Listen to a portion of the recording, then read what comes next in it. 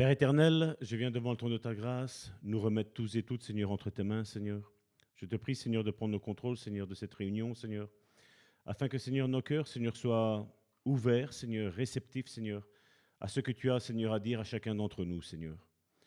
Nous savons, Seigneur, que ce domaine, Seigneur, est assez délicat, fragile, parce qu'il y a des blessures qui sont enfouies depuis il y a bien longtemps. Mais je sais une chose, Seigneur, c'est que tu nous as réunis, Seigneur, pour guérir tous tes fils et toutes tes filles, Seigneur. Je te dis merci, Seigneur, de nous aider, Seigneur, à comprendre, Seigneur, ta parole, Seigneur, au travers des différents versets que nous allons lire aujourd'hui, Seigneur. Je te prie, Seigneur, d'ouvrir, Seigneur, nos cœurs, notre esprit, notre âme. Donne-nous, Seigneur, aussi, Seigneur, un esprit de sagesse et de révélation, Seigneur, afin que nous comprenions ta parole, Seigneur, et que nous entrions tous et toutes, Seigneur, dans cette guérison, Seigneur. Dans le nom puissant de Jésus-Christ, j'ai prié. Amen. Donc voilà, on va continuer notre petit trajet, je vais dire. Ben, ici, après 2 mois, ben, on est toujours dans le rejet. Et ici, aujourd'hui, on va avoir un domaine, comme je dis, qui est assez particulier. Parce que, comme je dis, le but de ces émissions que nous sommes en train de faire n'est pas de pointer du doigt, n'est pas de juger, n'est pas de critiquer, n'est pas de rire, je vais dire, un petit peu des blessures que nous avons, parce que ben, ce n'est pas le but. Le but est que tous et toutes nous soyons guéris et guéris. Comme on l'a vu, le titre, c'est le rejet, les réactions qu'on a face au rejet.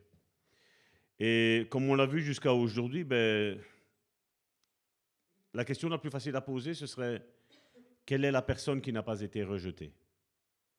Si on poserait la question quelle est la personne qui s'est sentie rejetée, je crois qu'il y aurait beaucoup de mains qui se lèveraient. Ce serait beaucoup plus facile de demander son négatif, on va dire. Et donc, lorsque le rejet, excusez-moi, se produit, une sorte de réaction ou de réponse est nécessaire. Le pardon de la partie fautive est la seule réponse scripturaire acceptable pour Dieu. Dieu nous a commandé de pardonner aux autres leurs offenses, n'est-ce pas? On le voit, c'est Jésus qui parle dans Marc, chapitre 11, au verset 25.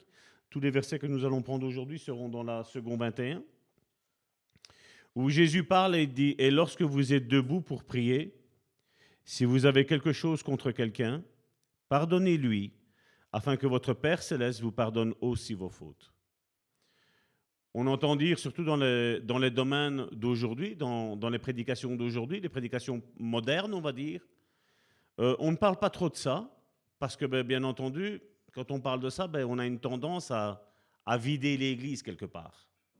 Mais ce n'est pas question de vider l'Église. La question est de se mettre en accord avec ce que, justement, celui qui a osé dire « Je suis le chemin, la vérité et la vie » nous dit. Et donc, on doit se calquer sur ce que lui dit.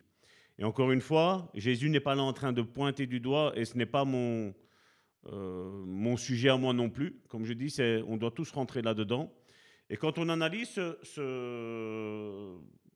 texte, on voit qu'il est vrai que Dieu nous a tous pardonnés.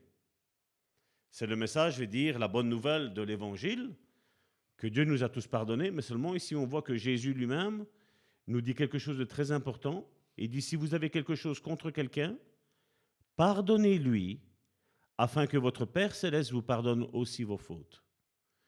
Et déjà, peut-être, vous voyez certains prédicateurs qui vous ont dit tout le contraire. Et donc, on voit que, bien entendu, pour le salut, il n'y a rien à faire, Jésus a tout fait, il devait mourir sur une croix, il y a été, c'est vrai, donc il n'y a rien à faire. Mais seulement, ce n'est pas parce qu'il n'y a plus rien à faire pour le salut que moi, je n'ai plus rien à faire. On voit qu'il y a une condition ici, que si quelqu'un me fait du mal, je dois lui pardonner afin que moi-même, je sois pardonné. Donc, même qu'on a reçu le salut, on voit qu'on a quand même une condition aussi à faire, à réaliser, pour que ce pardon reste dans notre vie.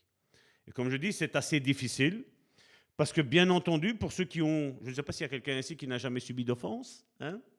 Je vais poser plutôt cette question-là, mais je crois que des offenses, nous en avons tous et toutes subies, c'est pas vrai? Et certainement, quand on parle de ça, de pardonner, peut-être tu vois l'image de quelqu'un. Si tu vois l'image de quelqu'un, c'est que Dieu veut restaurer ta vie face à cette personne-là. On parlera certainement aujourd'hui du pardon, ce qu'il est, ce qu'il n'est pas aussi. Parce que bien entendu, dans nos milieux chrétiens, il y en a beaucoup, je vais dire, qui ont subi des torts. Et malheureusement, il y en a certains qui leur ont dit, certains pasteurs, bien entendu, je mets pasteur entre guillemets, mais ils leur ont dit, voilà, tu vas aller demander pardon. Je vais vous dire que le pardon, ce n'est pas ça. Comme je dis encore une fois, doit demander pardon la personne qui a causé du tort. La personne qui a subi le tort doit juste se dire qu'à un moment donné ou l'autre, il va falloir accorder le pardon. Et encore une fois, accorder le pardon, ce n'est pas humain. Que ce soit demander pardon ou que ce soit accorder le pardon, c'est quelque chose qui est divin. Parce que quand on se rend compte sincèrement, et bien entendu, je ne mets pas dans cette catégorie-là, vous savez, juste les petits chrétiens qui vont juste s'asseoir dans une église, qui ont juste envie d'être sauvés, vous savez. Et alors on vient, hey, je te demande pardon, hein, mais tu sens que ça ne vient pas du cœur. Je veux dire, ça, ce n'est pas un pardon qui est correct, qui est cohérent. Comme je dis, le pardon sincère, cohérent, c'est cet exemple de Pierre, qui, quand il a renié le Seigneur Jésus, et qu'il a eu le Seigneur Jésus en face de lui, et s'il disait, tôt ou tard, il va me le relâcher en plein visage que je l'ai renié. Mais Jésus n'a pas fait ça. Et donc, c'est aussi un petit peu, je veux dire, notre modèle, Jésus, et c'est aussi notre manière d'agir que nous devons faire. Parce que, comme je le dis bien souvent, on a été blessé, mais il faut aussi se l'accorder, on a aussi blessé. C'est pas vrai? Et Jésus a dit aussi des choses, il a dit, à la mesure... que tu pardonnes, que tu mesures, que tu juges, tu vas être jugé de la même manière aussi. Donc, ce n'est pas parce qu'il y a le mot « juger » dedans, parce qu'on peut mettre aussi le mot « amour », on peut mettre aussi le mot « pardonner ». Il y a toutes ces choses-là. Donc, ce sont toutes des choses, et malheureusement, vous voyez, aujourd'hui, il y en a, ils sont tellement bibliques qu'ils ne se focalisent que sur ça, mais ils ne se focalisent pas sur tout le reste. Et donc, comme je le dis aujourd'hui, le Seigneur veut guérir notre cœur à tous. Je me mets moi aussi dedans. Dieu veut guérir notre cœur. Parce que c'est quelque chose qui, comme je le dis toujours, le pardon est quelque chose de divin. Que ce soit de le demander, mais que ce soit aussi de le recevoir. Et donc le pardon est une manifestation d'amour. Le pardon de Dieu pour nos péchés est basé sur son amour plutôt que sur notre mérite. Et là, on le voit dans Romains, chapitre 5, au verset 8, qui nous dit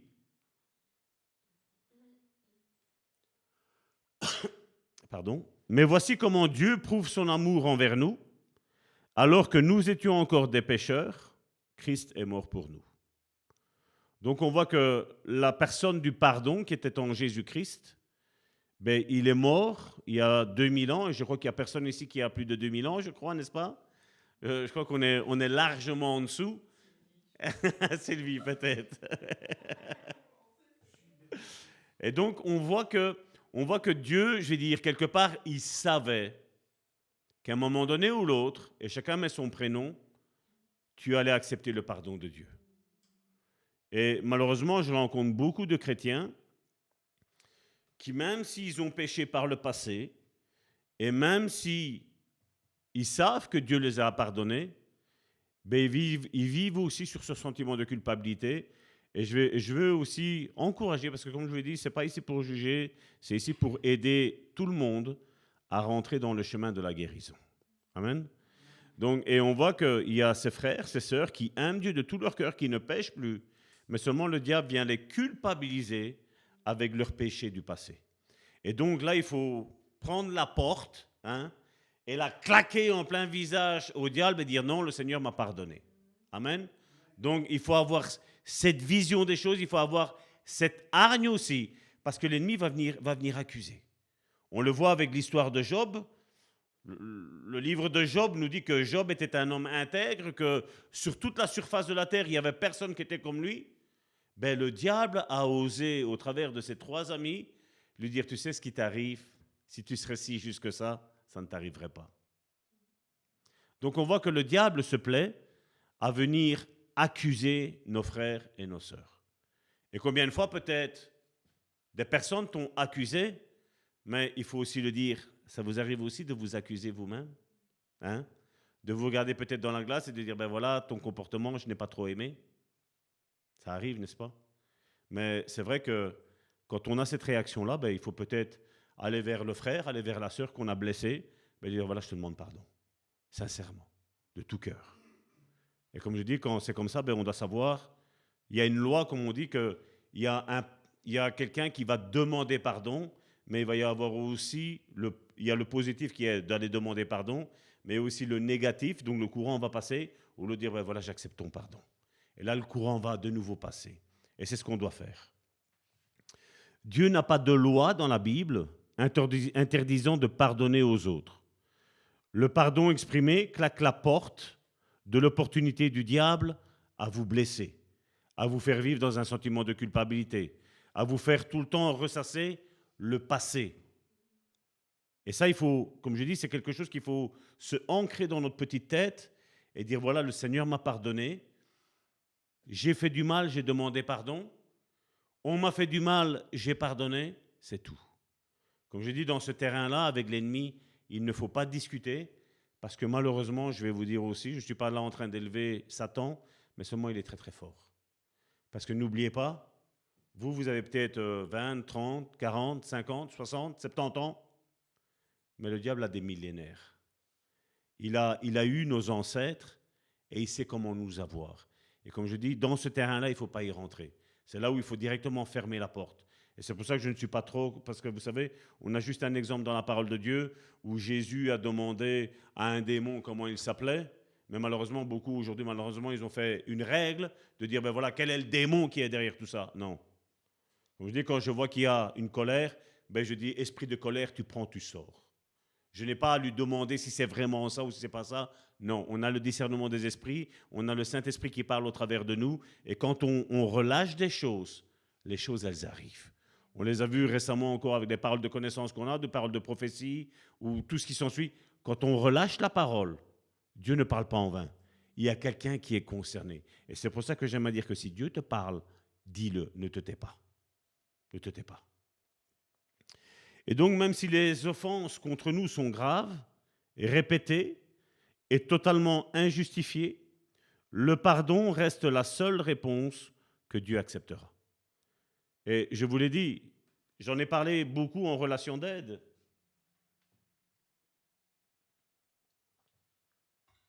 Le diable sait, comme je vous dis, il nous connaît, et il sait que des fois, certaines offenses, tu ne vas pas les accepter. Et donc, quand le diable sait que cette offense-là, tu ne vas pas l'accepter, mais qu'est-ce que le diable va faire à ton avis?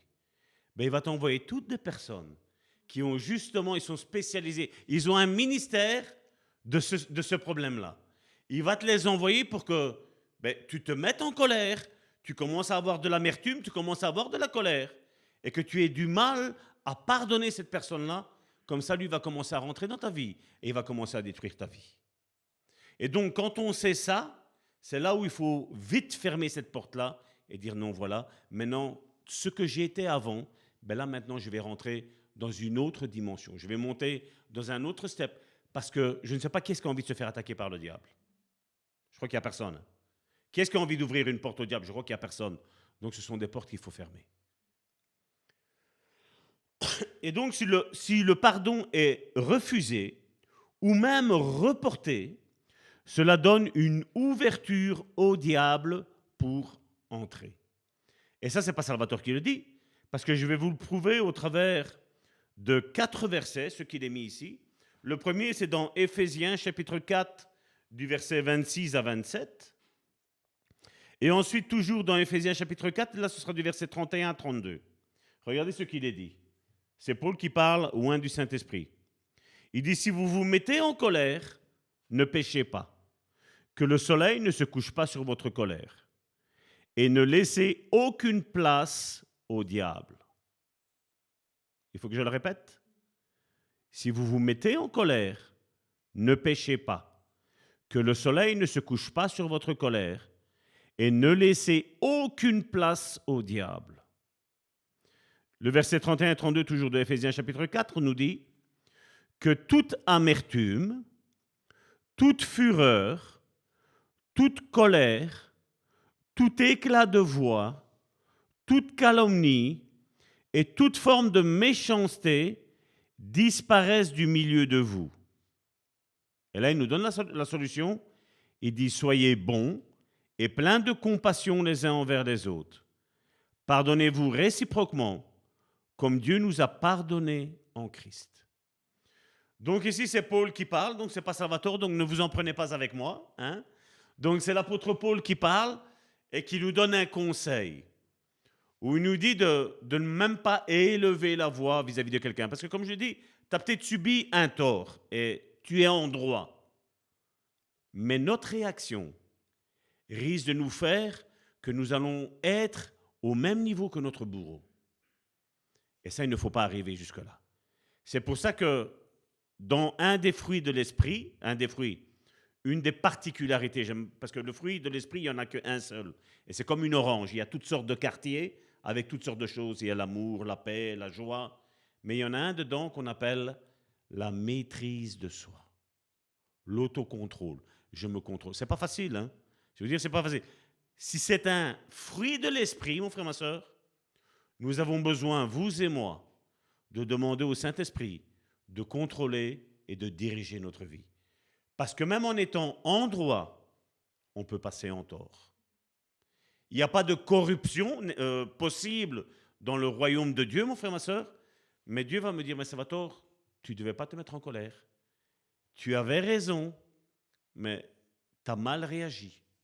Tu aurais dû réagir autrement. J'ai pris Salvatore comme ça, je ne vise personne. Amen. Donc, on voit que même en ayant raison, on peut se retrouver à avoir tort. Et malheureusement, comme on le voit malheureusement dans les églises, on voit qu'il y a des disputes. J'ai connu même une certaine église, si on peut l'appeler église, qui, comme il y avait des disputes entre deux groupes, le pasteur a pris la décision de dire, voilà, pour mettre la paix dans l'église, on va faire un groupe du matin, donc tous ceux qui sont avec lui, et on va faire un groupe de l'après-midi pour tous ceux qui sont là. Ce n'est pas la réaction d'un bon pasteur. Comme on dit, quand c'est comme ça, on doit prendre les personnes et on doit régler le problème. Tout simplement. Encore une fois, le pasteur doit le vouloir, le frère ou la sœur A doit le vouloir, et le frère et la sœur B doivent le vouloir. Et Jésus en a parlé, il a dit, si quelqu'un ne veut pas, il fait cette autre personne-là, regardez-la comme anathème, comme une personne qui est maudite. Donc c'est là qu'il faut faire très, très attention. Et dans cette église, on a déjà exercé ce droit. Une a accepté, elle est toujours parmi nous, et l'autre n'a pas accepté, elle n'est plus parmi nous. Mais c'est son problème, c'est son choix. Mais comme je dis, tu peux aller picorer à gauche, à droite, le mal est toujours là. Quand tu as un mal avec ton frère ou avec ta sœur, le mal est toujours là. Tu peux changer d'église, tu peux changer de pasteur, tu peux changer de continent, le mal est toujours là. Dieu nous appelle à vivre en paix les uns avec les autres. Parce que vous imaginez, je vais prendre dans l'histoire du couple, donc homme-femme, est-ce qu'on ne s'est jamais disputé entre hommes et femmes, mari et femme? Il y a des disputes qui arrivent. Si à chaque fois il faut se séparer, hein? Ça va être dur, hein? Comment ça se fait que dans les églises, c'est comme ça aujourd'hui? Comment ça se fait que quand il y a une petite chose là, hein, boum!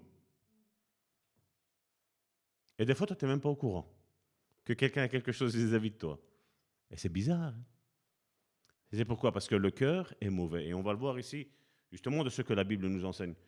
J'avais fait ça, ça a été fini, cette étude ici sur le rejet, parce que j'ai commencé la prochaine, qui sera sur briser les liens générationnels.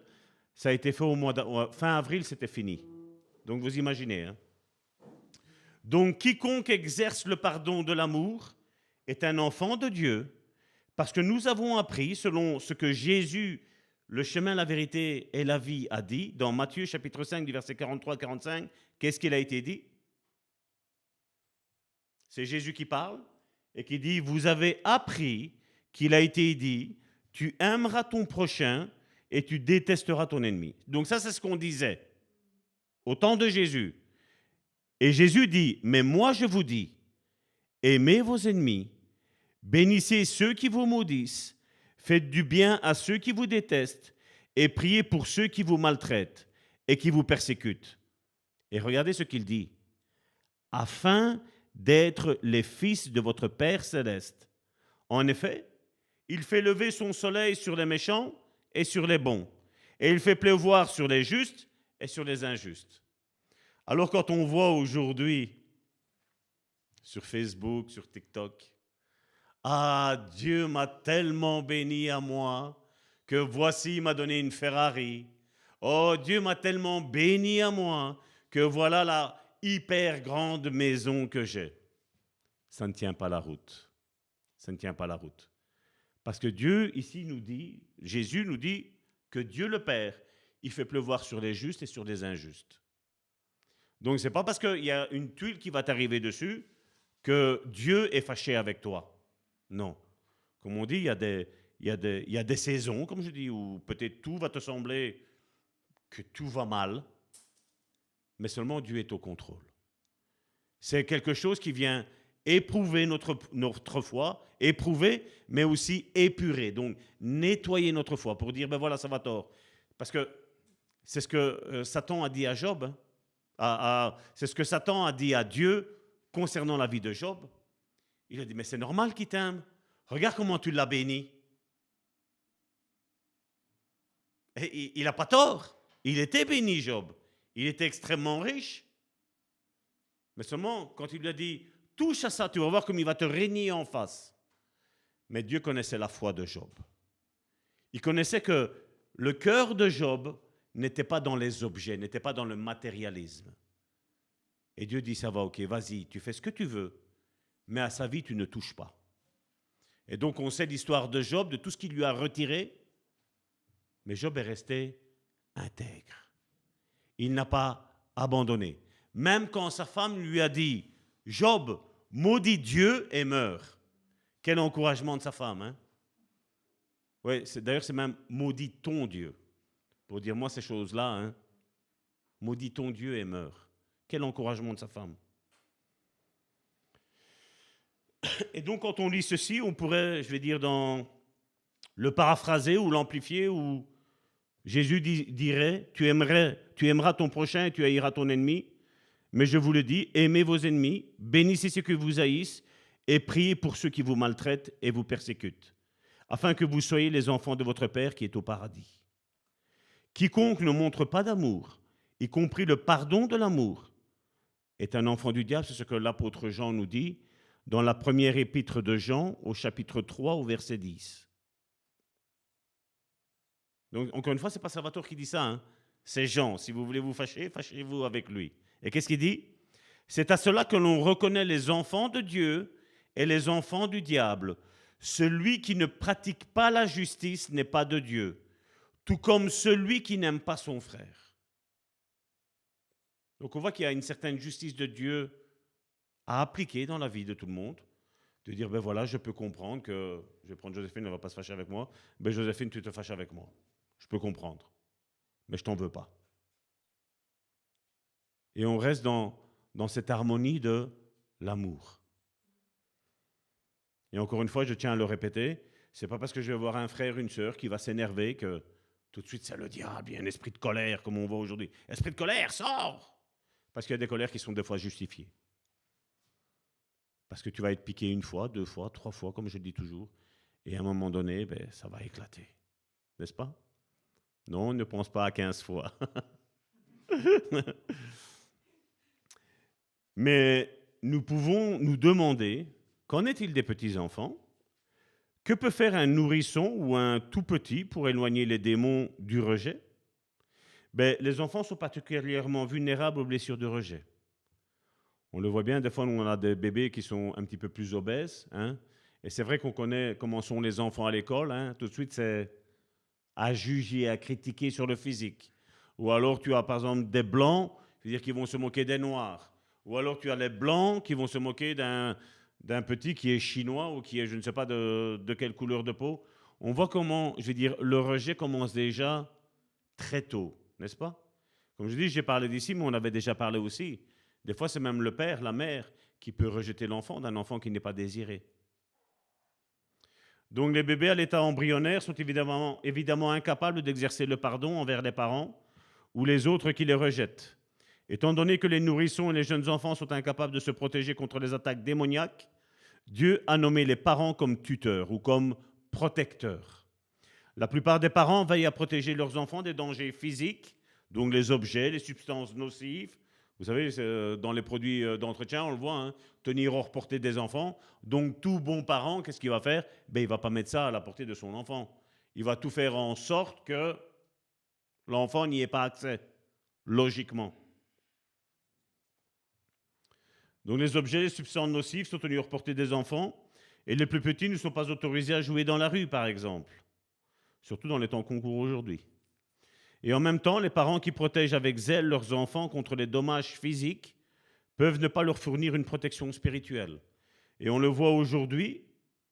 Je me rappelle quand j'avais étudié, je veux dire, la relation d'aide, on avait parlé d'un couple de parents, mari et femme, qui étaient extrêmement riches. Ils avaient plusieurs entreprises, ils voyageaient tout le temps à travers le monde, et ils avaient une petite fille. Et à cette petite fille-là, ben, il lui avait donné un doudou. Et cette jeune fille-là, ça m'avait choqué quand j'avais lu ça.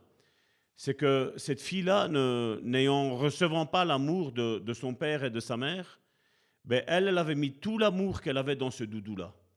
Et à un moment donné, ben vous savez bien, les enfants, ça bave un petit peu. Hein, ça fait tomber les jouets par terre, donc c'était bien sale. Et le père avait trouvé bon, comme tout bon père, de racheter un autre doudou et de mettre l'autre à laver ou de le jeter. Mais là, il avait décidé de le jeter, il a été même jusqu'à le brûler. Et que ne fut pas qu'il y ait eu une blessure dans la vie de cette jeune fille qui l'a fait que plus tard, quand elle a été majeure, elle est tombée dans la prostitution. Parce qu'au fait, elle avait mis tout son amour dans cet objet, dans ce doudou. Et quand ça a été brûlé, ben, tout l'amour a été perdu. Et même si c'était le même, ben non, c'était celui-là. C'était celui-là quand même. Je crois que tout le monde en a eu un petit jouet, hein, que quand on était petit, il ne fallait pas toucher à ce jouet-là. Les autres, c'est pas grave, mais celui-là, non. Et là, malheureusement, vous voyez, on pourrait dire que ben, c'était un bon père, oui, mais seulement, vous voyez qu'il y avait un manque quelque part, et des fois, on est comme pris, je veux dire, je n'ai pas l'expression, je veux dire, on est pris que quoi que tu fasses, ça va être mal interprété. Tu ne sais pas comment bouger, c'est si tu fais, ben, tu vas te faire engueuler, si tu ne fais pas, tu vas te faire engueuler, c'est pas vrai? Et donc, des fois, on voit que même nos gestes, qui peuvent paraître juste anodins pour nous, ben, ça peut être une réprimande pour quelqu'un d'autre. Et donc, c'est là où on doit faire très, très attention. Et donc, les parents qui sont en dehors de Christ et de sa vérité manquent de ressources spirituelles et de l'autorité et de la sagesse divine nécessaires pour protéger spirituellement leurs enfants. Et malheureusement, aujourd'hui, on le voit, comme je vous le disais dans le cadre de cet enfant, ben, les parents, sous prétexte d'être bien financièrement parlant, ben, je veux dire, ils sont bien d'un côté financièrement parlant, mais d'un autre côté, ben, l'enfant manquait d'amour. Et donc, on voit qu'il n'y a pas ce juste milieu qui est là. Et donc, c'est là où on doit toujours veiller, c'est un leitmotiv qu'on a dans cette église, c'est de toujours avoir un équilibre. On doit avoir un équilibre en toutes choses. Et donc, Satan profite rapidement de toute négligence et des échecs parentaux qui rendent les enfants vulnérables. Satan saisira chaque réaction pécheresse aux blessures du rejet. Et les mauvais esprits entreront dans cette personne. Les démons s'uniront pour former une chaîne démoniaque, d'oppression. Au fur et à mesure que de plus en plus de démons s'unissent dans la vie d'une personne, le degré de sa servitude augmente. Je vous l'ai expliqué avec cet enfant qui finalement, pour un simple doudou, à l'âge de sa majorité, a sombré dans la prostitution. Et oui, quelques années plus tard, passant sur le trottoir d'une église, où elle a entendu des chants, elle a été attirée par les chants, c'est Dieu qui savait ce qu'il était en train de faire parce qu'il a restauré ce jour-là la vie de cette jeune fille-là. Et donc on voit que, c'est vrai, au final, elle a été sauvée, elle a été guérie, mais imaginez le nombre d'années où elle a été un instrument de l'ennemi, où l'ennemi s'est servi d'elle en lui disant, ben voilà, ton père t'aime pas, ta mère t'aime pas. Alors que quelque part, ben, le père a fait ça par un acte d'amour. Et donc on voit que toute situation, le diable va essayer de la tourner pour que tu arrives à haïr quelqu'un. Et c'est là où nous, on doit faire attention en tant qu'Église, en tant que chrétien, en tant que disciple de Jésus. C'est de ne jamais haïr qui que ce soit. Et je vous l'accorde, ce n'est pas facile. je vous l'accorde, on a besoin du Saint-Esprit dans notre vie. Amen. Mais comme je dis encore une fois, s'il y a des personnes qui se plaisent à faire le mal, laissons-les là. Parce qu'il y a un passage biblique qui me dit aussi que je dois garder, on l'a lu, c'est mardi, si mes souvenirs sont bons, c'était « garde ton cœur plus que toute autre chose ». Donc là, on doit faire attention. Comme je dis, donc, des personnes qui se plaisent, ou vous savez, qui se plaisent à toujours médire, à toujours critiquer, à toujours juger, à toujours blablatérer à gauche, à droite, ces personnes-là, faisons très très attention.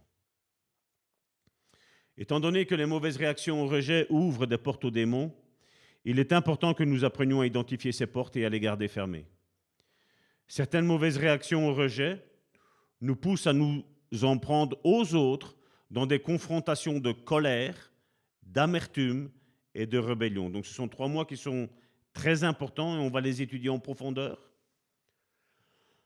durant les 2-3 semaines. Je ne sais pas combien de temps je vais mettre pour finir cette série sur la réaction au rejet. Et donc c'est la colère, l'amertume et la rébellion. D'autres de nos réactions, telles que l'apitoiement sur soi, l'insécurité, les peurs et le découragement, sont profondément enfouis à l'intérieur. Je vais vous donner une liste, donc prenez de quoi noter parce que ça va vous aider à comprendre si vous êtes, je vais mettre contaminé entre guillemets, par le rejet, par une blessure du passé. Parce que vous savez, l'ennemi se plaît à dire « mais non, dans ta vie, toi, tout va bien. Hein? Tout va bien. Toi, tu aimes tout le monde. Hein? » Mais vous allez voir que dans la liste, c'est pour ça que je vous dis que cette partie-ci va être dure pour la plupart. C'est une liste que j'ai faite. Elle n'est pas tip-top. On peut rajouter certaines choses. Certains pourront peut-être retrancher. Moi, je ne retirerai rien parce que je pense que cette liste est bonne et on pourrait au contraire y rajouter des choses que j'ai certainement oubliées. Et donc, la liste suivante de mauvaises réactions aux blessures de rejet devrait aider chacun de nous à identifier nos mauvaises réactions au tort subi. Comme je dis encore une fois, c'est une mauvaise réaction qu'on aura au tort qu'on a subi. Donc, ce qui veut dire que tu n'es pas en tort, tu es en droit. Mais on doit faire attention parce qu'il y a peut-être une blessure qui est là. Il y a peut-être une plaie qui est ouverte dans ta vie et que toi et moi, nous avons besoin de désinfecter, soigner, cicatriser et bien faire refermer la plaie. Donc, la première, il y en a au total 11. La première, comme je vous le disais, est la rébellion.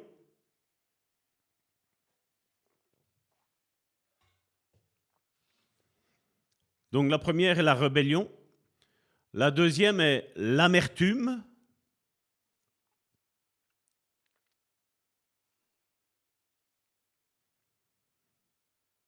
La troisième est l'apitoiement.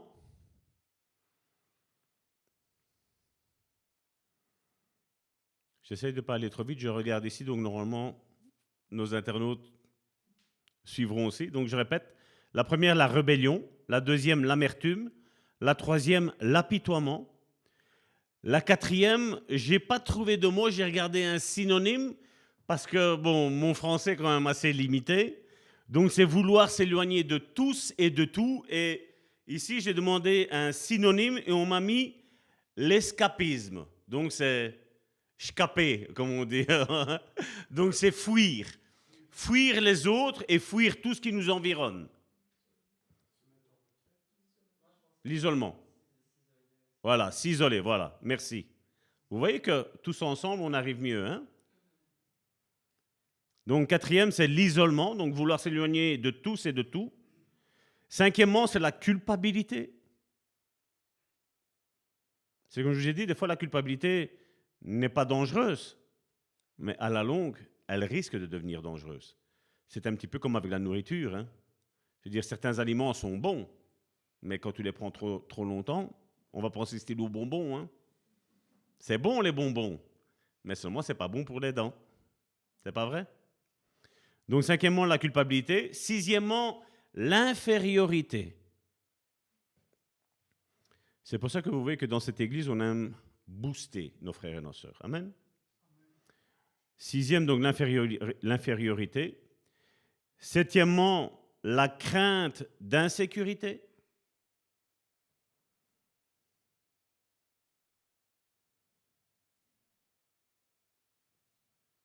Huitièmement, le désespoir.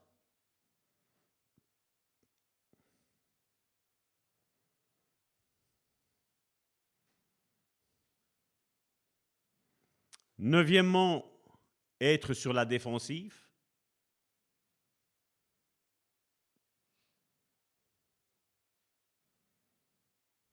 Dixièmement, la méfiance et le manque de respect.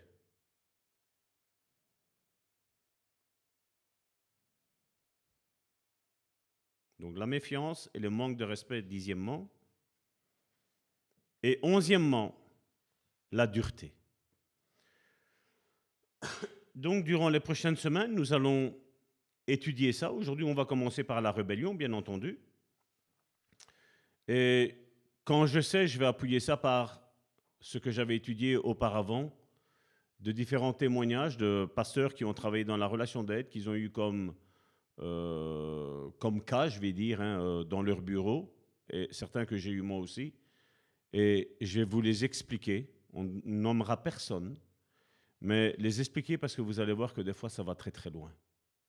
Des fois, il y a un sentiment qui est juste. Comme je dis, tu me fous une baffe, je t'en fous une. Ben, on va dire c'est action-réaction, c'est tout à fait normal, mais malheureusement, c'est pas bon. Amen. C'est peut-être un petit peu pour ça que Jésus il a dit, si on te frappe sur une joue, ben, tends l'autre. C'est mieux réfléchir, attendre avant de réagir, parce que peut-être qu'au bout de deux, tu pourrais peut-être avoir raison de réagir comme cela.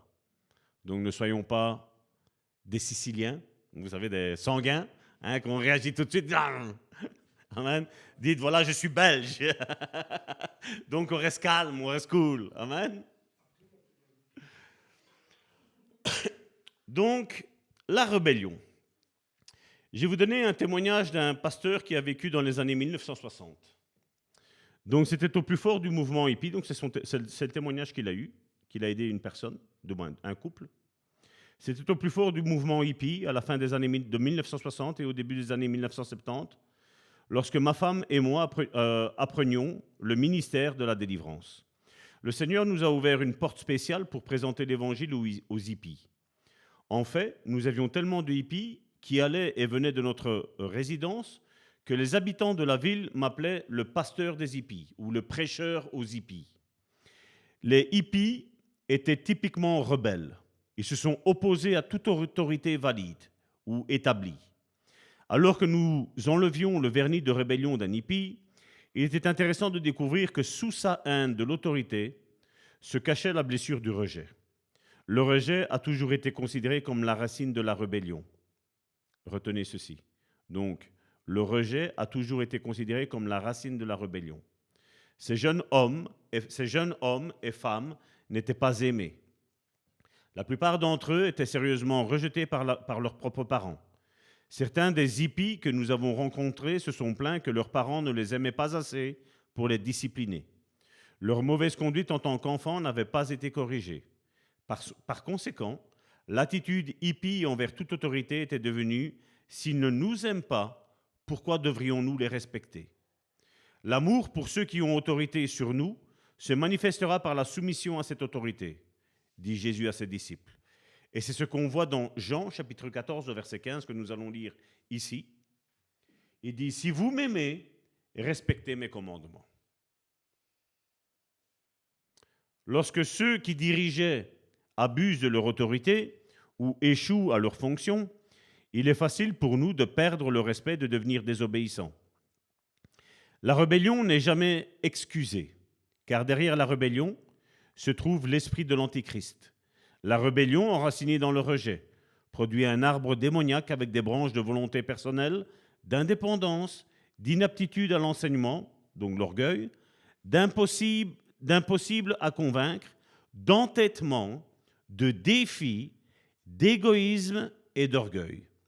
La rébellion se manifeste extérieurement de plusieurs façons. Les hippies, en partie, exprimaient leur rébellion en se laissant pousser les cheveux très très longs et en refusant de se laver. La rébellion s'exprimait également par l'usage de drogue, en particulier la marijuana, qu'on appelle, la consommation d'alcool et par des actes de fornication sans aucune honte. De plus, le libertinage était quasiment sacré pour eux. Le caractère sacré du mariage a été nié alors que les garçons et les filles hippies se mélangeaient l'un à l'autre. La culture hippie est un exemple clair de la rébellion. Mais la rébellion ne se limite en aucun cas aux hippies. La rébellion se trouve dans le cœur des hommes, partout, du plus haut au plus bas des rangs. Nous devons comprendre que la rébellion est un péché odieux aux yeux de Dieu. Samuel a dit au roi désobéissant Saül ceci. 1 Samuel chapitre 15 verset 23.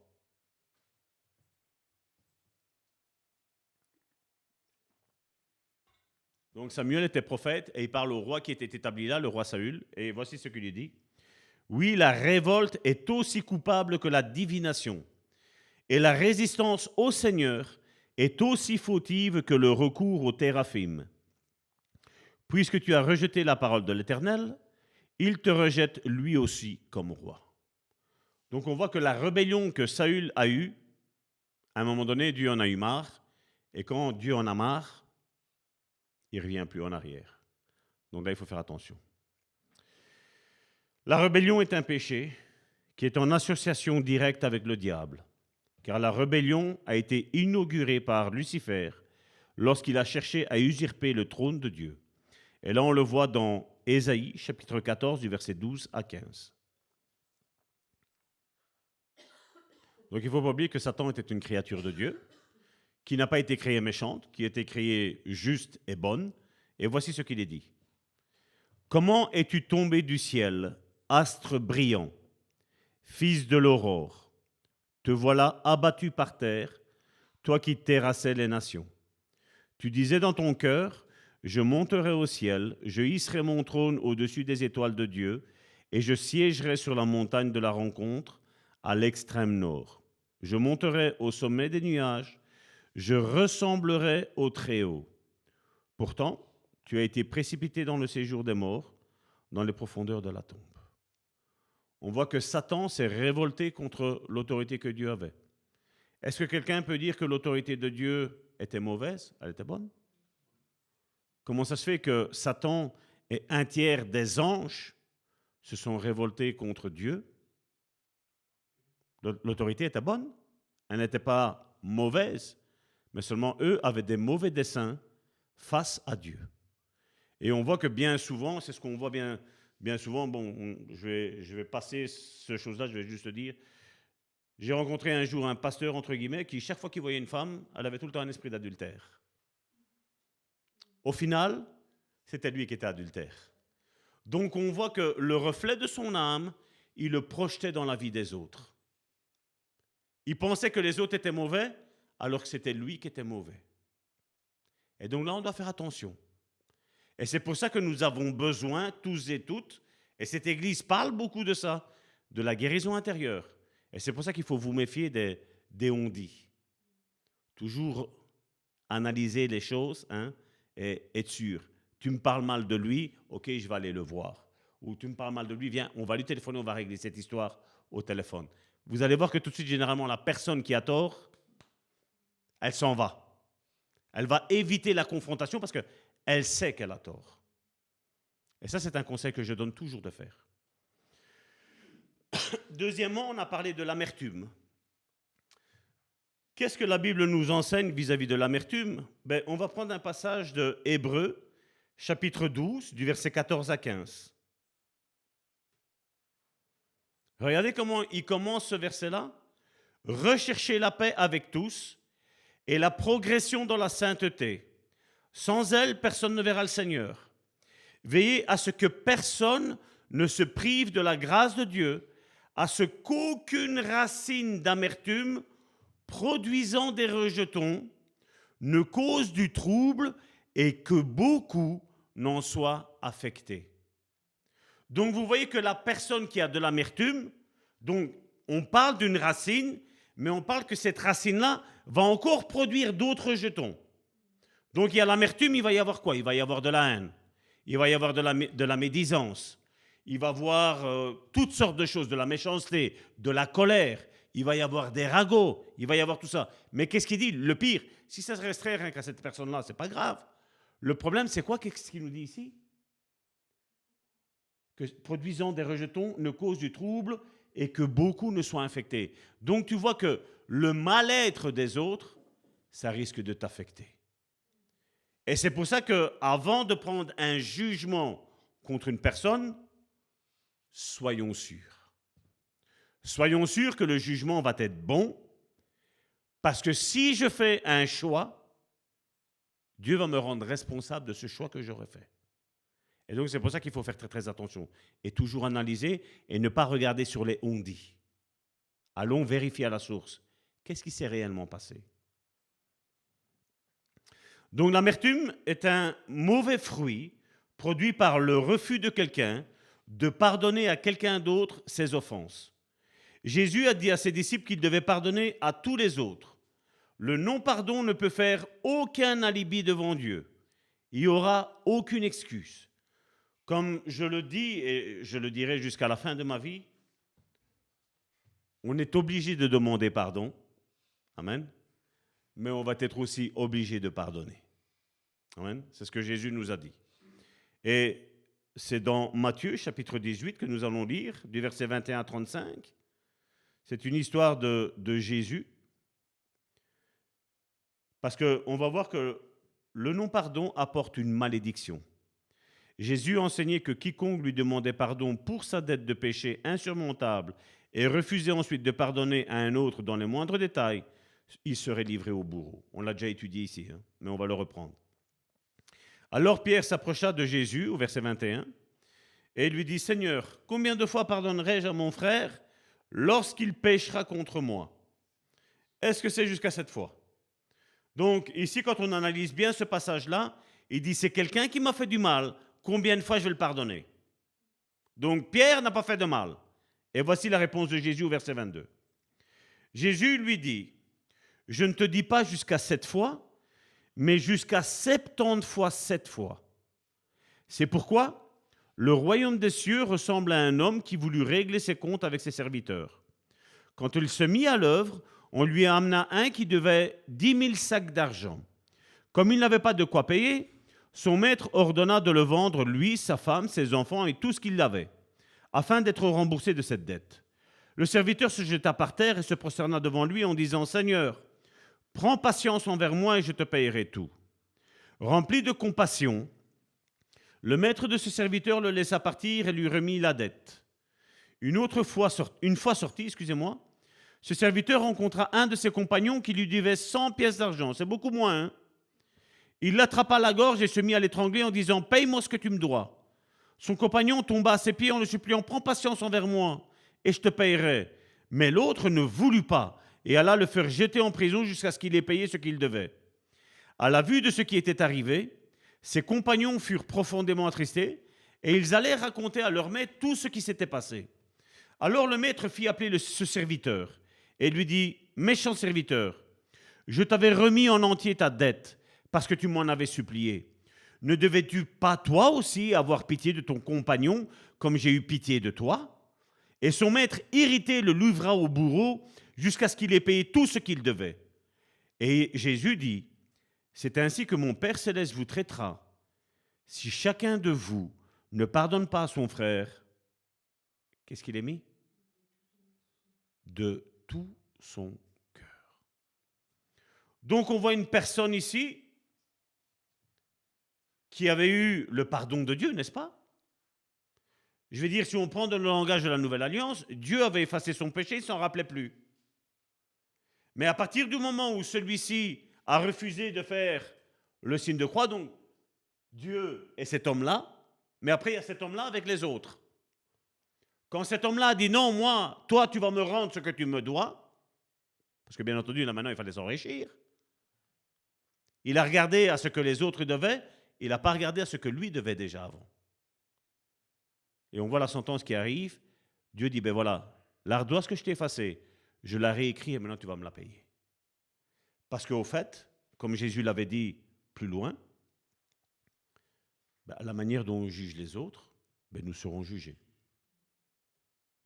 Donc, il était en tort, Dieu lui fait droit, il est droit, il rencontre quelqu'un qui est en tort, il lui redemande le tort, et dit, ben là maintenant tu retombes dans le tort. Donc vous voyez que on a besoin de Dieu. Hein? Non? On a vraiment besoin du Saint-Esprit, n'est-ce pas? Comme je dis, c'est pas moi qui ai écrit ça. Ça, c'est Jésus. Est-ce qu'il y a quelqu'un qui veut se disputer avec Jésus ici? Il aura toujours, je vais vous dire sincèrement, j'ai déjà eu quelques petits accrochages avec Jésus. Au final, il a toujours raison. Amen. Il a toujours raison. Et vous allez voir qu'à partir du moment où on agit comme Jésus l'a dit, on va se sentir beaucoup mieux. Parce que tu pourras regarder tout le monde droit dans les yeux. Tu n'auras pas à rougir. Amen. Mais je sais que ce n'est pas facile. Mais seulement le Saint-Esprit va nous rendre les choses faciles. Et c'est pour ça qu'on a besoin de lui. C'est ça la nouvelle alliance. Seigneur, j'y arrive pas avec mes forces. Mais toi, tu vas réussir à me donner la force de surpasser ça. Les bourreaux sont des esprits démoniaques et être sous le pouvoir d'esprits maléfiques est une malédiction. Et c'est pour ça que des fois, tu peux prier pour certaines personnes pour une guérison, pour l'ouverture d'une porte dans un travail, l'ouverture, je ne sais pas moi, d'un mariage, l'ouverture de quelque chose. Il n'y a rien qui va se passer. Pourquoi? Parce qu'il y a un problème de cœur. Dieu va nous reconnaître pour ses fils à partir du moment où on va relâcher le pardon. Mais comme je l'ai dit, on a besoin de l'assistance du Saint-Esprit. Il n'y a rien à faire. Parce que dans la nature humaine, le pardon, ça n'existe pas. Le pardon n'existe que dans la nature spirituelle. Et quand on voit des fois, c'est ce que je disais une fois avec un couple qui allait se séparer, parce que bon voilà, il y avait une tromperie dedans, je dis, quand tu imagines que des gens du monde arrivent à se pardonner sincèrement les uns les autres, je dis, nous, avec le Saint-Esprit, on n'arriverait pas à se pardonner. La personne m'a dit, mais là, tu me mets dos au mur. Non, je ne te mets pas dos au mur. C'est une réflexion qui m'est tombée maintenant ici dans ma tête. Je te la transmets. Et le couple, grâce à Dieu, est resté ensemble et ils sont toujours unis. Donc on voit des fois qu'il y a des exemples que le monde fait. Et quelque part, on pourrait contredire, dire, Salvatore, le pardon n'est pas divin. Mais qu'est-ce que tu en sais que ces personnes-là ne sont pas sauvées? Parce que peut-être elles ne viennent pas à l'église. Mais qui t'a dit qu'il faut être à l'église pour être sauvé? Parce que quand on voit qu'est-ce qui se passe généralement dans les églises, mon frère, ma soeur, il y a de quoi avoir honte des fois, n'est-ce pas? Maintenant, je ne veux pas dire qu'il ne faut pas rentrer dans les églises, je ne dis pas ça. Je dis, mais on doit être cette lumière. Hein? On doit être cette lumière de dire, ben voilà, dans le temps, j'aurais réagi comme ça, mais là, maintenant que je suis une nouvelle créature, que je suis né de nouveau, maintenant, j'ai plus facile à pardonner. Amen. J'ai plus facile à demander pardon, mais j'ai aussi plus facile à pardonner. Parce qu'on me dit, quand on va demander pardon à quelqu'un, le seul désir qu'on a, c'est quoi? Ben, que l'autre, il accepte notre pardon, n'est-ce pas? C'est pas vrai? On attend ça. Ben, c'est la même chose dans l'autre sens aussi. Quand on fait du mal, ben, il faut aussi aller et dire, voilà, pardonne-moi. Donc la seule façon d'échapper à la malédiction provoquée par le non-pardon est par la repentance envers Dieu et le pardon de tous ceux qui ont besoin du pardon. L'amertume et le non-pardon pénalisent à la fois celui qui ne pardonne pas et l'autre qui ne veut pas pardonner aussi. Parce que des fois, vous savez, quand il y a deux caractères forts là, non, moi je ne bouge pas tant que lui ne bouge pas. Non, si tu l'as dans le cœur, fais-le. Peu importe la réaction de l'autre. Parce que, vous savez, dans le pardon, généralement, qu'est-ce qu'on voit? Et c'est un langage du monde que je vous dis ici. Hein. Généralement, qu'est-ce qu'on me dit? Mais je ne vais pas aller me plier. J'ai rien fait, moi. Hein. Mais c'est pas grave. Va, dis-lui, j'accorde ton pardon. Même rien dit. C'est rien. Va, dis-lui, je te pardonne quand même. Amen. Je veux dire, en faisant comme ça, comme je dis toujours, on a un seau d'eau et un seau d'essence, lequel on va utiliser. Je sais que c'est difficile. Je vous l'ai dit, on va rentrer dans une période qui est difficile, mais croyez-moi bien, si vous arrivez à passer le cap, vous allez avoir une guérison de votre rejet dans votre vie. Parce que j'en connais, hein, j'ai rencontré des personnes qui étaient même... J'étais honteux à leur place parce que normalement, ils auraient dû être des modèles pour moi parce que moi, j'étais un bébé dans la foi. Eux, tu vois, c'était des personnes qui étaient âgées. Non, non, celui-là, non, il ne changera jamais. Tu sens que c'est pas, tu sais, tu sens que c'est pas l'amour, hein? C'est pas vrai? Je dis, nous ne devons pas être comme ça. Nous devons dire, voilà, si tu sais que pour toi, ce frère-là ou cette sœur-là ne changera pas, ben commence par prier parce qu'à Dieu, tout est possible. Amen. Donc, je sais qu'on est appelé à tout changer. Parce que si mon épouse aurait baissé les bras, elle n'aurait jamais prié pour moi durant toutes ces années, ben, je ne serais pas ici aujourd'hui, hein, mon frère, ma soeur. Je ne sais même pas si je serais de ce monde déjà. Et encore moins, je veux dire, derrière une tribune, en train de prêcher, en train d'enseigner. Jean chapitre 20 au verset 23, c'est Jésus encore qui parle et qui nous dit « Ceux à qui vous pardonnez les péchés, ils seront pardonnés. Ceux à qui vous les retiendrez, ils seront retenus. Lorsque le non-pardon prévaut, deux personnes s'en mêlent dans un esclavage maléfique. La personne qui ne pardonne pas est retenue contre son gré dans une relation brisée. Et celle qui ne pardonne pas, elle est tourmentée. Au fur et à mesure que la racine d'amertume se renforce, à travers des rejets répétés et des nourritures de blessures consécutives, elle produit de la colère, de la haine, des représailles, de la violence, et malheureusement, ça arrive jusqu'à des meurtres. Un esprit de rappel à la mémoire, j'appelle ça ainsi. Ce n'est pas un esprit qui est comme ça, mais ce que je vous ai dit tantôt, c'est un petit peu, vous savez, quand l'ennemi vient vous répéter tout le temps ce que vous avez fait par le passé, les torts que vous avez subis, les torts que vous avez fait subir, sentiment de culpabilité. C'est un esprit qui s'appelle rappel à la mémoire. Je l'appelle comme cela. Donc un esprit de rappel à la mémoire est un esprit compagnon de l'amertume, gardant vivant les souvenirs douloureux des blessures passées, en renvoyant continuellement dans son esprit les moments ou les événements de ces blessures. Une variété de mauvaises herbes envahit notre jardin. Elle s'appelle la mauvaise herbe négligente. Lorsqu'elle apparaît pour la première fois, elle fait partie des mauvaises herbes les plus fragiles. Il peut être cueilli du bout des doigts. Mais la mauvaise herbe pousse très rapidement et en quelques jours, elle deviendra la plus haute tige. Elle sera la plus haute tige, malgré qu'au côté, il y aura peut-être un champ de maïs avec des épis de 2,50 m de haut. Ça va vite. Vous savez, on a l'habitude à la maison de faire le potager. Ici, cette année-ci, on ne l'a pas fait parce que quand j'ai vu le temps, je dis ça ne sert à rien. Temps de pluie, ça ne sert à rien de faire le potager. Mais vous savez, tu retournes ta terre, tu n'as plus aucune mauvaise herbe. Tu sèmes ce que tu as besoin, tes courgettes, tes salades, tes tomates, tes haricots et tout. Mais tu vas voir que la mauvaise herbe, elle pousse beaucoup plus vite que tous les fruits, les bons fruits. Mais si tu n'es pas derrière je ne vais pas dire tous les jours, mais au moins tous les 2 jours, aller retirer les mauvaises herbes, tu vas vite être dépassé. Et donc c'est pour ça que dans notre vie aussi spirituelle, c'est ce qu'il faut faire. C'est quand on ressent quelque chose qui n'est pas bien, ou tu ne te sens pas bien, tu sais, tu penses à quelqu'un et tu sais, l'estomac, ça se noue et tu te dis, oh. Ça vous arrive de penser à des personnes comme ça ou il n'y a que moi? Hein? Oui, on dit, Seigneur, ferme 5 minutes les yeux. Ne regarde pas. Ferme tes oreilles comme ça, tu n'entends pas les bruits des... Hein? Non, mais on rigole, c'est quelque chose qui fait vraiment mal parce que je sais que tous et toutes, nous sommes passés par là, nous avons eu des petites guéguerres, hein, mais il faut passer. Vous savez, j'ai déjà vu des pasteurs qui, 40 ans après, ils en veulent toujours à une brebis qui les a quittés. Hein. Pendant ce temps-là, on fait du repas du Seigneur. Hein.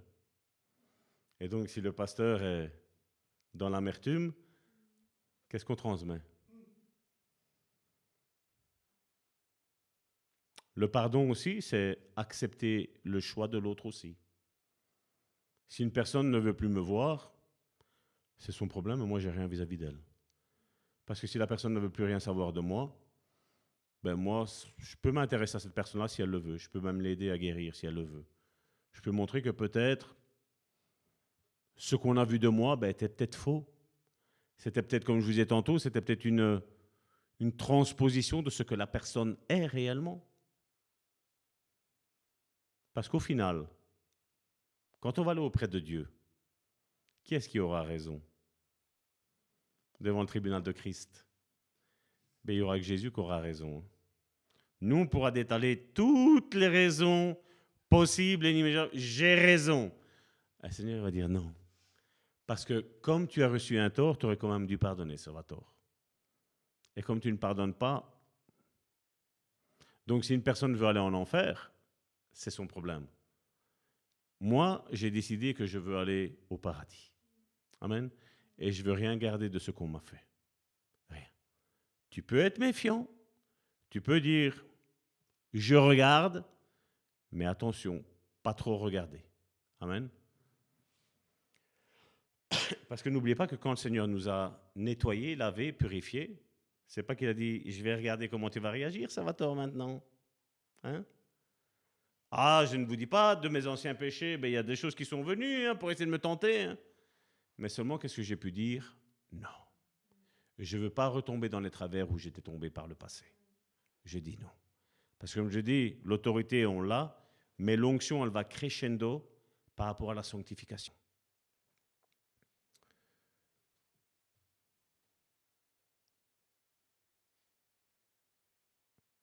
Donc quand je parlais que la mauvaise herbe peut atteindre une hauteur encore plus grande qu'une tige de maïs, ben sa racine pievotante aura augmenté de 2,5 cm ou plus de diamètre et sera enfoncée profondément dans le sol. Ça m'est arrivé quand des fois on part en vacances et qu'on revient, vous savez, le jardin est 3 semaines, 1 mois à l'abandon, quand tu y arrives, elles sont où les salades? Et alors quand tu dois tout retirer, c'est difficile. Hein? Donc autant dire, voilà, Seigneur, je sens qu'il y a quelque chose, tant que c'est petit, je le retire tout de suite. De 1, ça fait moins mal. De 2, ça fait moins de saleté. Amen. Donc les minuscules graines de la mauvaise herbe sont innombrables. Un jardinier sait que le moment de traiter une mauvaise herbe négligente est au premier signe de son apparition. Chacun de nous est un jardinier spirituel ayant pour but de produire le fruit de l'esprit, qui est amour, on en a parlé tantôt, on va le lire maintenant, qui est amour, joie, longanimité, douceur, bonté, foi, douceur et tempérance. Regardez ce qu'il est mis dans Galates, chapitre 5, du verset 22 à 23.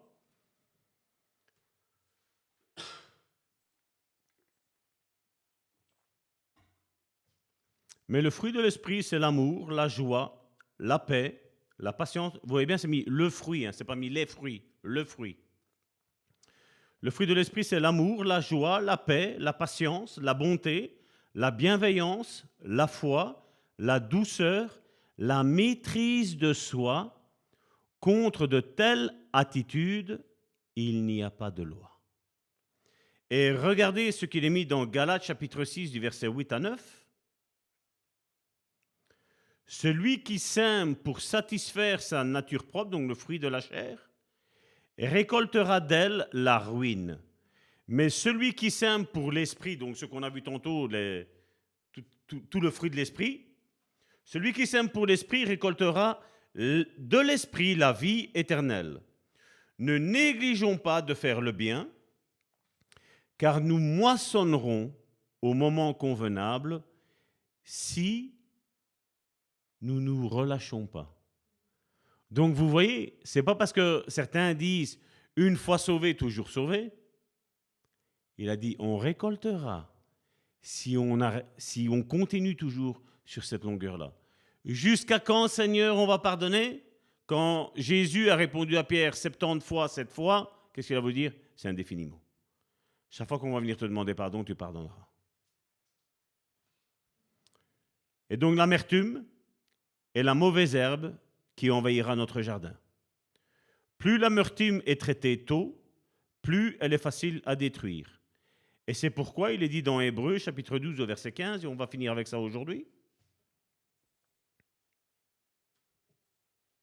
Veillez à ce que personne ne se prive de la grâce de Dieu, à ce qu'aucune racine d'amertume produisant des rejetons ne cause du trouble et que beaucoup n'en soient affectés. Et c'est là où on voit quand il y a un esprit démoniaque, c'est quand il va commencer à semer le trouble à gauche, à droite, partout.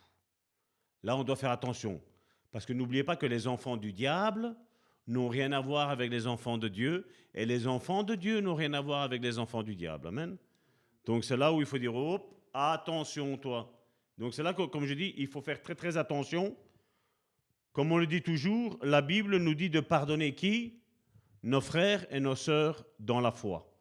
Parce qu'il y a certaines personnes que tu vas rencontrer, ben, elles vont à chaque fois te faire tirer vers le bas. Et je crois que c'est difficile de remonter la pente, n'est-ce pas?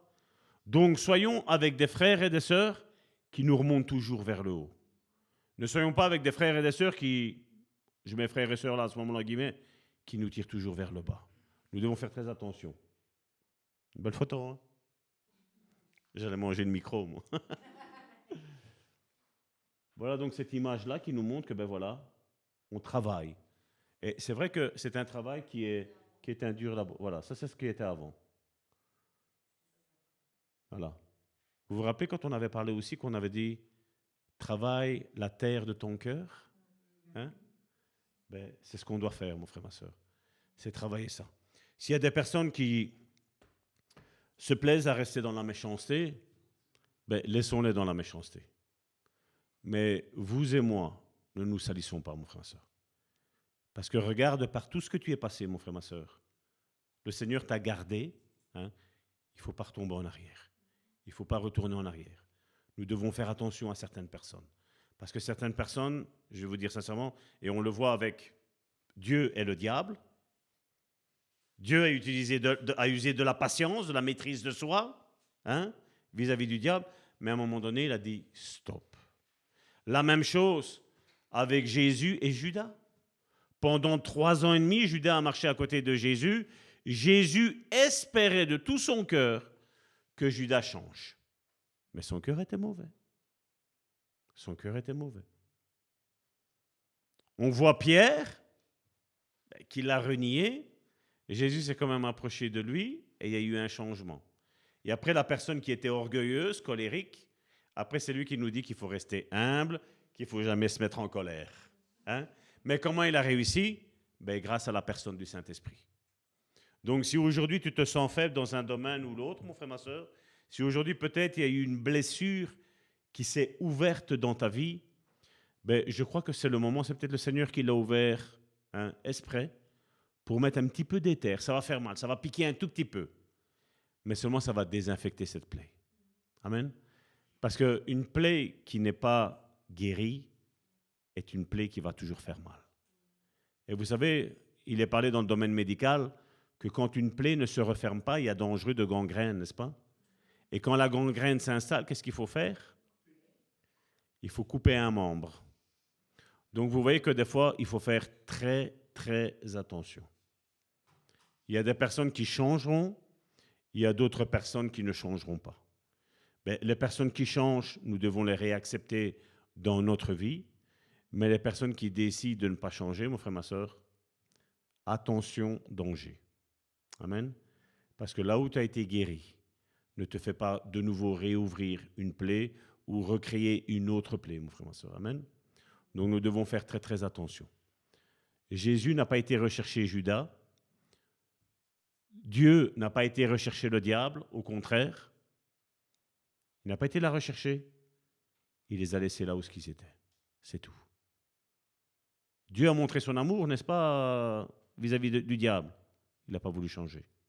Il a voulu peut-être abuser de cet amour. Il a voulu usurper l'identité et l'image de Dieu. Dieu ne l'a pas permis. Donc ne sois pas, à cause de blessures du passé, ne sois pas quelqu'un que tu n'es pas. Ne deviens pas méchante ou méchant à cause des autres. Reste toi-même et à un moment donné, tu t'écartes. C'est ça qu'il a dit à Pierre. À qui tu pardonnes, je vais pardonner, mais à qui tu les retiendras, je les retiendrai. On a l'exemple de... Ne prenez pas parce que c'était l'autorité spirituelle et tout ce qu'ils ont su. Comme je dis, on est tous frères et sœurs en Christ d'abord. Mais quand à un moment donné, le frère et la sœur de sang de Moïse ont parlé mal de son propre frère Moïse, la lèpre s'est attachée de Myriam. Et on sait que ce qui est arrivé après Aaron. On voit que Dieu aurait pu utiliser la miséricorde, la grâce. Non.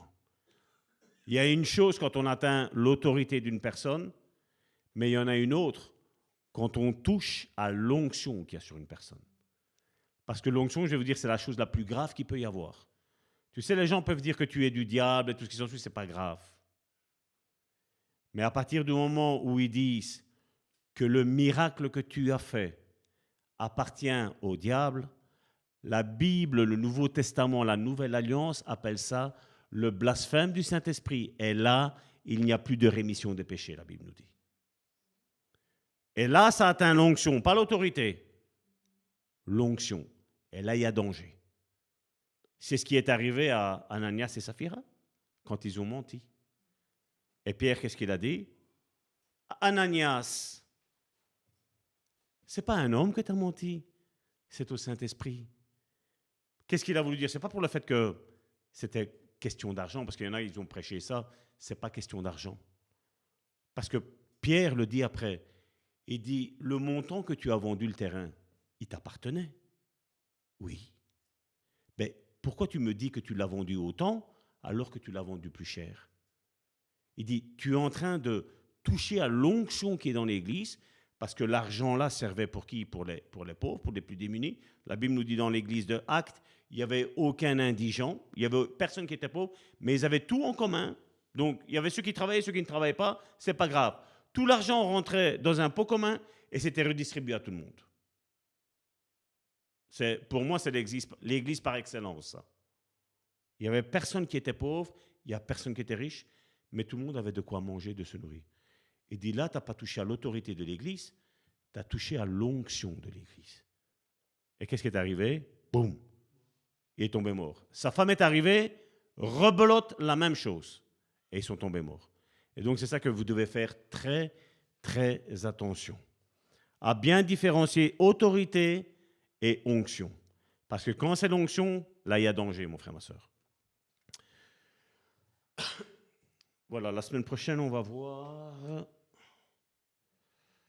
l'apitoiement. Père éternel, je viens devant le trône de ta grâce te remettre mes frères et mes sœurs. Seigneur, je sais, Seigneur, qu'encore aujourd'hui, Seigneur, ce message a été dur, Seigneur, pour la plupart d'entre nous, Seigneur.